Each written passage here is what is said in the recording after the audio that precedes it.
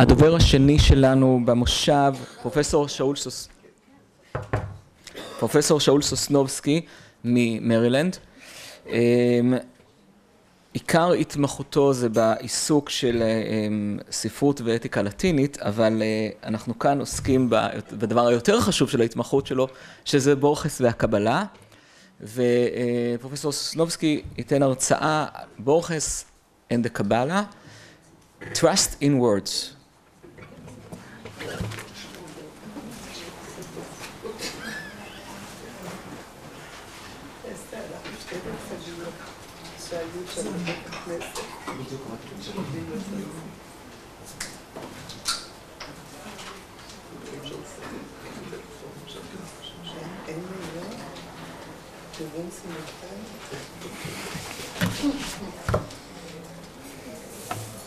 קודם כל אני צריך להתנצל על שאדבר בשפה הלא נכונה.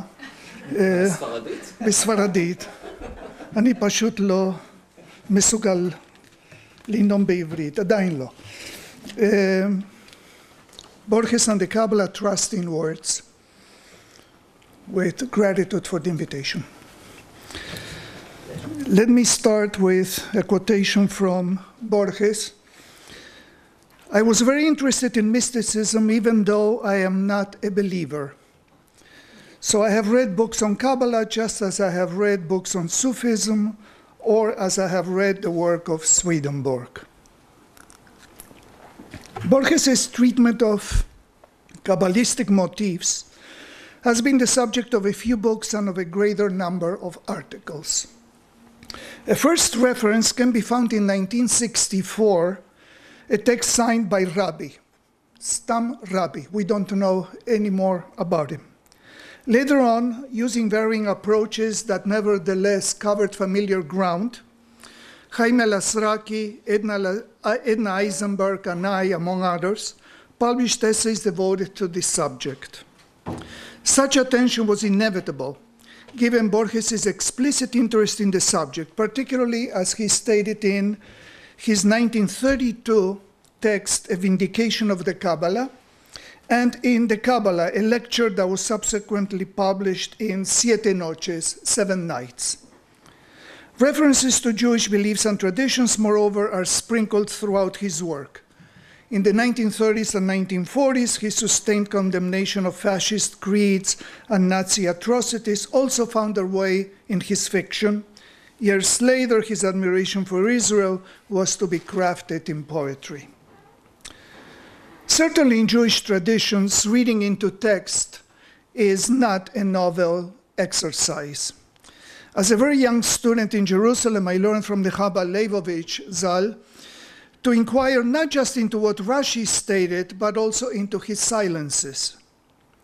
While I certainly do not equate the text that Rashi interrogated and enlightened with Borges' fictions, I do think that more than many others, his texts, Borges' texts, provoke a critical exercise and seduce us into peeling away the layer of the explicit and literal in search of something else, of some connection to whatever we as readers may fathom.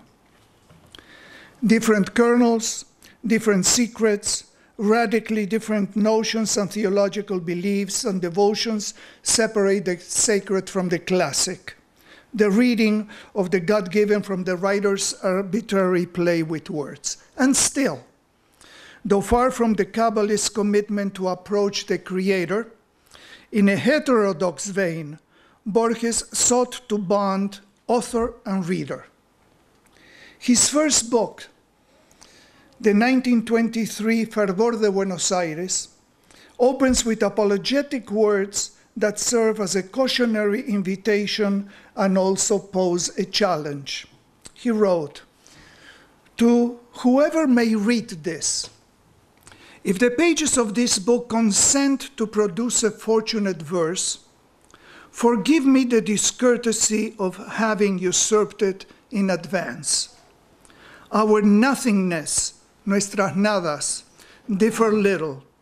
It is trivial and fortuitous that you be the reader of these exercises and I their editor." Borges uses the word redactor, which in this case conveys composer or craftsman. While these courteous lines would go against any belief that sustains the primacy of an author text, they nevertheless accentuate the primordial significance of the written word and the challenge it poses to the reader. The subtext conveys the very notion of a shared language. Uncovering it is thrust upon the reader. In other literary exercises, and against any claim to copyright, Borges underscored that a good verse belongs to no one but to tradition. I stress what Borges wrote as he embarked on the rediscovery of his own city. He had spent a few years in Europe, of its streets, of its home, and self, after having spent several years in Europe, not just because he often stated that subsequent pages drew from what his seminal book intimated, but because he has cast language as the principal tool to address the questions that continue to unsettle every philosophical system.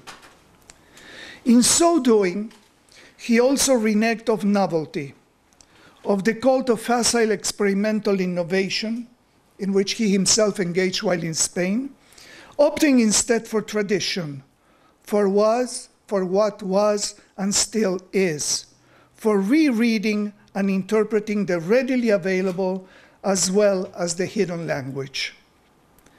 While Borges frequented any number of symbols drawn from established religions, traditions, myths, and sources, both real as well as those he himself invented and used for further elucidation, and in so doing he confused the literal reader, it is words that anchor every search for meaning. I believe this to be the core linkage to his fascination with the Kabbalah, along with the desire to understand what lies behind the Kabbalist use of hermeneutic and cryptographic procedures, which he mentions in A Vindication of the Kabbalah, which has been traduced, I think, perhaps not rightly, as a defense of Kabbalah. Vindications and defenses are two different things. Borges has repeatedly dispelled any exclusive or singularly preferential allegiance to Judaism, which would explain why, before getting to the Kabbalah's vindication, he appealed to Quranic notions. He quoted Bacon and John Donne and found the Trinity, I quote, a case of intellectual teratology, a monster which only the horror of a nightmare could spawn. Considering theology a branch of fantastic literature, has allowed him to dismiss any and all affiliations, though in a number of texts he often expressed a certain affinity with Buddhism.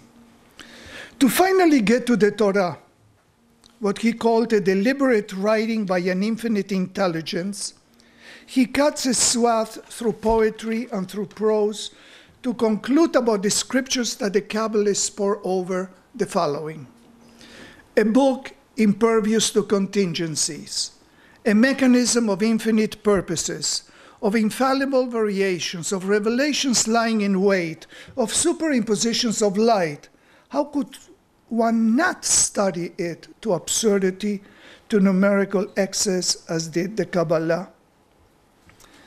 Borges' lecture on the Kabbalah followed a similar path, pointing out the difference between sacred and classic, and he has a quote that is worth remembering in a text called Sobre los Clásicos, on the classics. He says, "Classic is not a book, I repeat," his words, "not that necessarily possess such or such merits. It is a book that generations urged by diverse reasons read with previous fervor and with a mysterious loyalty." I return. Borges' lecture on the Kabbalah followed a similar path. Pointing out the difference between sacred and classic, he moved on to oral versus written, from the Greeks to the Quran, and finally to the Kabbalists' strange science, his words, that holds the Torah to be a sacred book. I quote, "The Holy Spirit," he writes, has condescended to literature, which is as incredible as imagining that God condescended to become a man. In that book, nothing can be accidental. In human writing, there is always something accidental.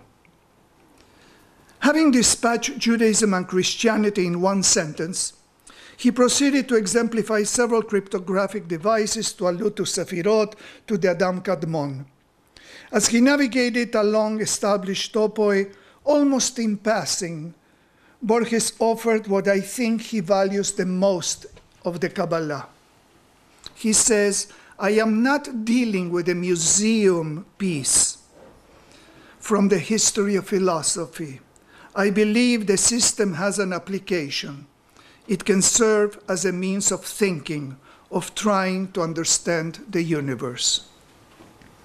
This led him to consider the problem of evil by referring to sources ranging from Eob to Spinoza to Schopenhauer to Leibniz to Kierkegaard to George Bernard Shaw to Wells and finally to Gustav Mayring and to Gershom Scholem, he's called there, account of the Golem.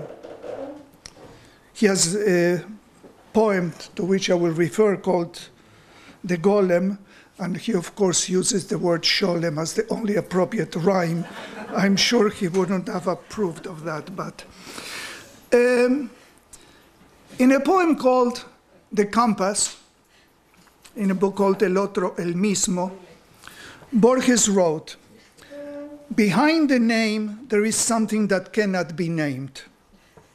In his lecture, he retrieved from the divine the human dimension. And he said, in each of us there is a particle of divinity. The world evidently cannot be the work of an all-powerful and just God, but it depends on us. This is the lesson the Kabbalah gives us, beyond being a curiosity studied by historians and grammarians.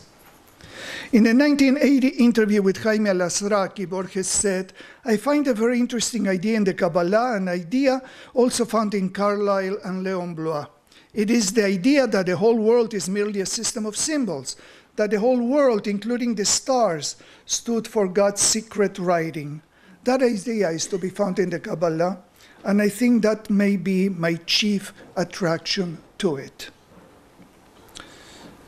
The Golem is the title of one of his most cherished poems, his best, he said in my first interview with him, as well as of a lengthier explanation in his Manual de Zoología Fantástica that includes quotes from the Talmud, Sanhedrin 65b from Gustav Mayring's novel, a reference to Eleazar of Worms' preservation of the formula to build a golem, and a footnote from Schopenhauer.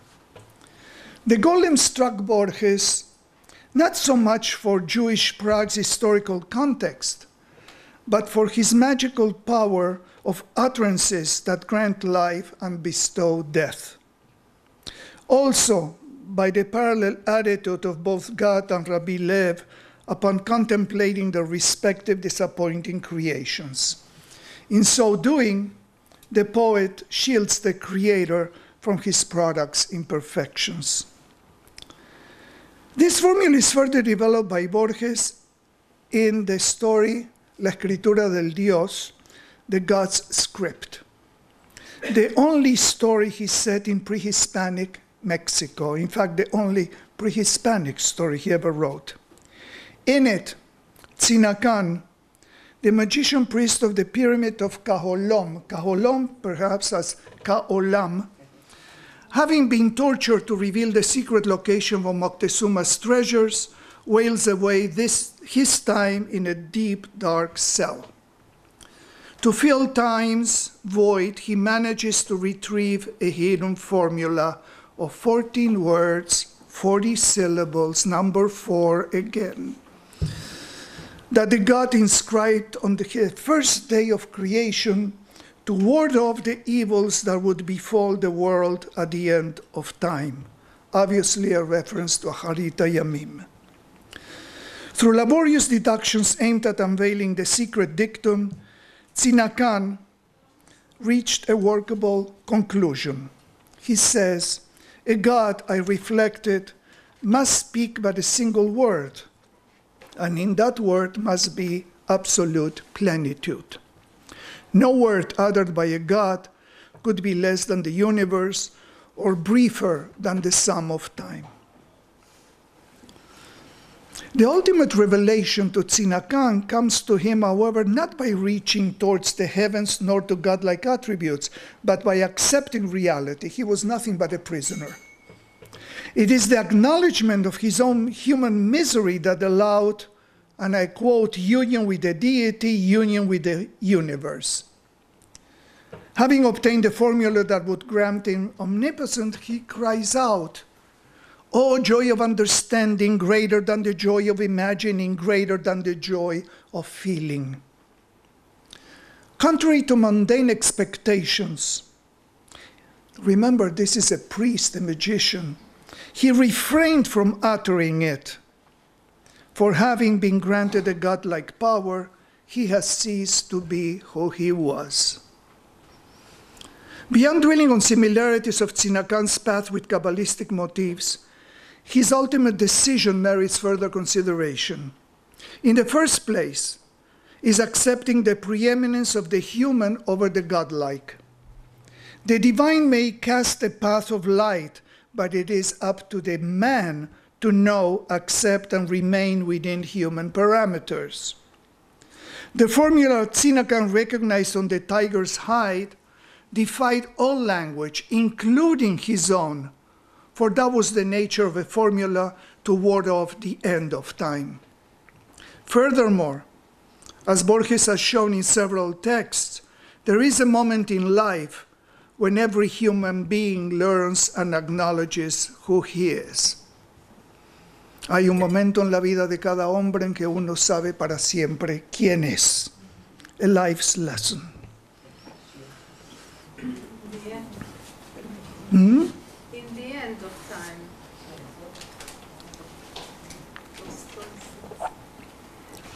Which is the same as the beginning. Oh, plenty of time. Speaking of time.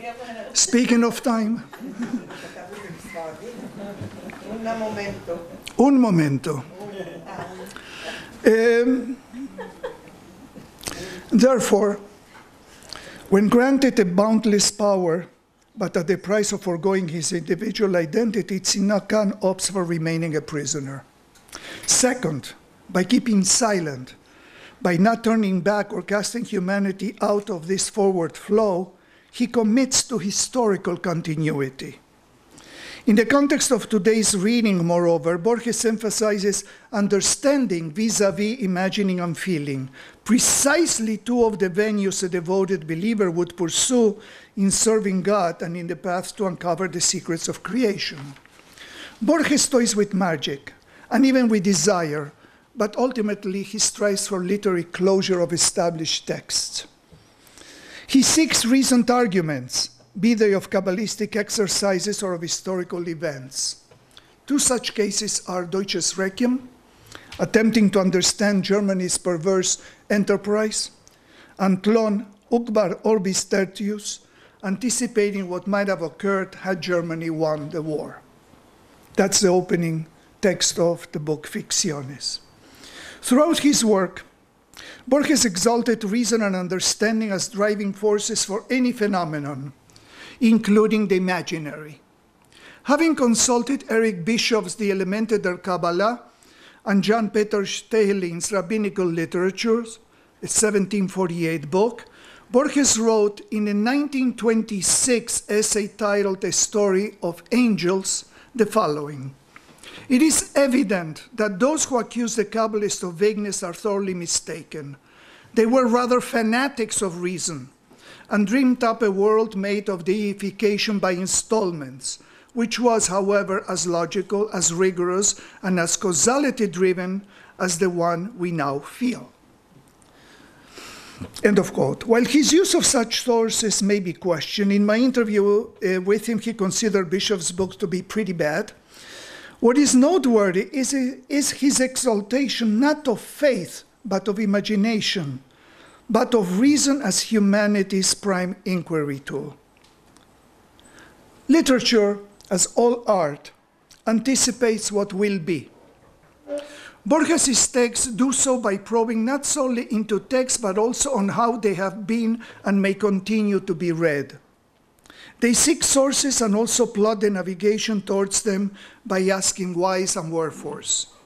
By his own admission, a hedonic reader, Borges always focused on texts, whether real or not, and on his craft's intellectual dimension. The Jorge Luis Borges collection, housed in Argentina's National Library, offers a unique glimpse into such claims and into some of the sources that informed his interest into Jewish traditions, history, and Kabbalah. As the collection's editors continue to review materials and expand their cross-references and meticulously brilliant notations, this being just one of the libraries Borges inherited or built over the years, several titles merit special attention, particularly as many include personal observations, references, and even a concordance to bridge intended as well as published pages. That when it comes to Kabbalah, we don't possess a complete record of his consultations is evident by the fact that Gershom Shalom does not appear in that list. And he met with him twice and often referred to that.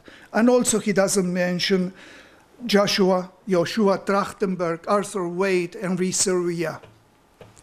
Of the 496 catalog titles, the following are authors with a direct bearing on our topic that he consulted to varying degrees and also wrote notations on the margins on them. The one already mentioned, Bishop, also Brand, Buber, Maurice Friedman, Nahum Glatzer, Henry Harry, Isaac Hussik, and Henry Millman.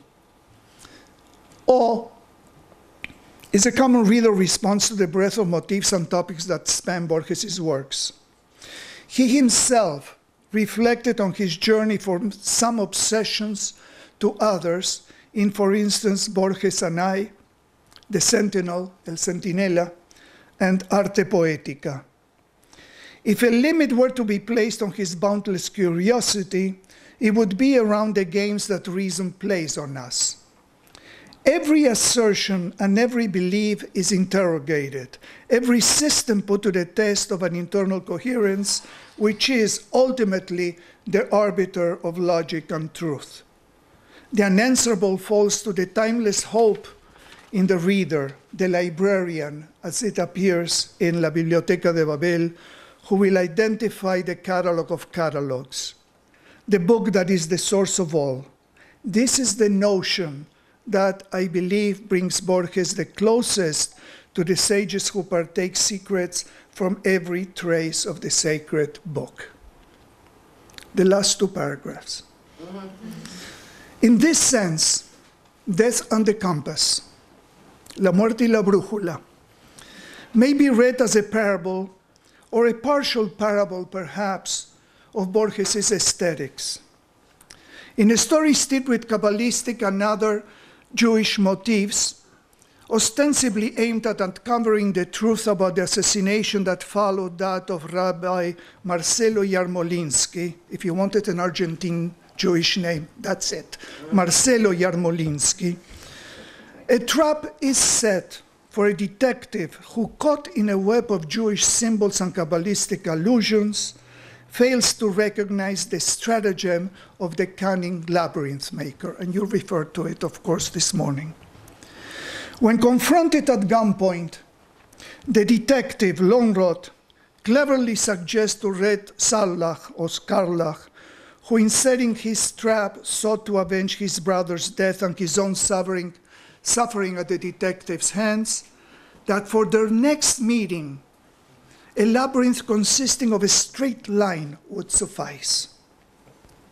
As we know from mathematics, that would have assured that they would never have met face to face, and he would have survived.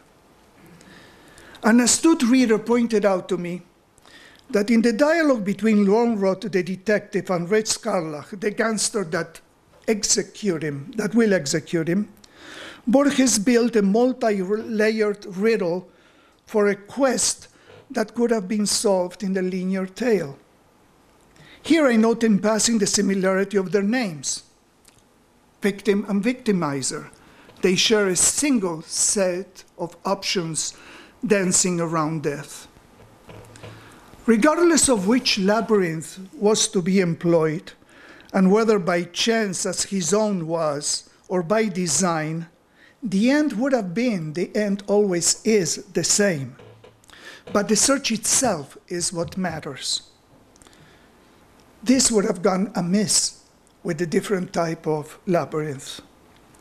For the Kabbalist Borges traced, the search is clad in a cosmological mystery. For himself, it is clad in literature, a game to play as life races towards another ending, a reinterpreted beginning. Thank you.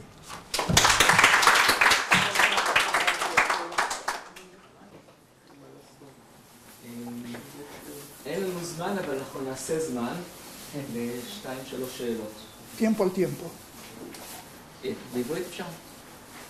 נותנים זמן לזמן. נותנים לזמן לזמן.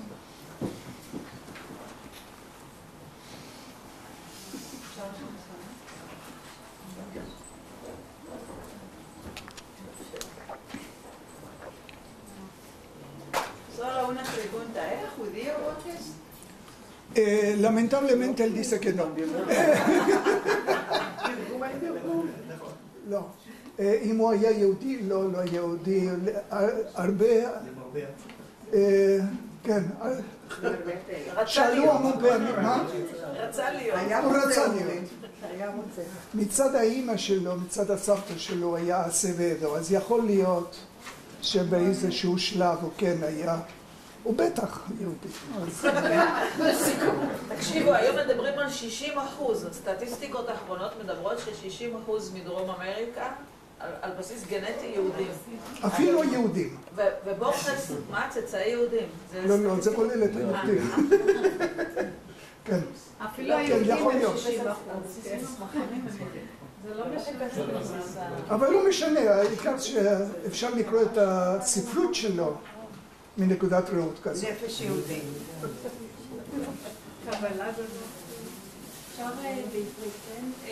הזכרת את העניין הזה של התחלה וסוף, ראשית ואחרית, ואני חשבתי על קפקא בהקשר הזה, אולי להתחיל לחבר, כי כתבו הרבה על קפקא ובורכס.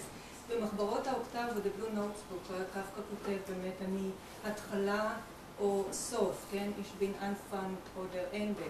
באיזה מובן אפשר לראות את זה גם בספרות, בפואטיקה של בורכס, והאם אפשר דרך זה לפרש את תפיסת הקבלה שלו? I will answer either English or Spanish.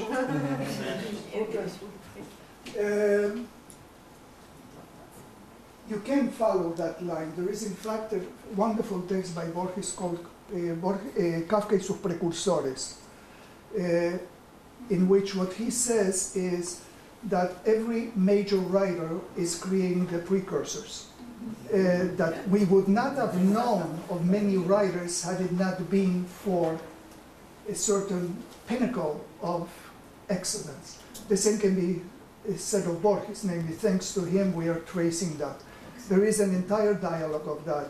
It is not just by coincidence that Borges also translated the Metamorphosis into Spanish. But what he does always, the same thing as when he deals with the Kabbalah, he will get to it. He doesn't want to be caught or cornered into a single philosophical or literary system. So that's why he does the rhyme Sholem Golem. And that's why he also talks in one of the stories about the latrine that was spelled Kafka. Okay? So obviously that was a bad joke that he made, because the devotion that he had towards Kafka was very, very obvious, to the point of writing that Kafka y sus precursores.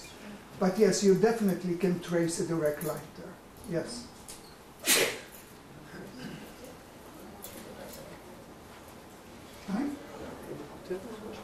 אם לא, אני אשאל אותך שאלה אחת שמעניינת אותי. בבקשה. מה עושה שם חתול?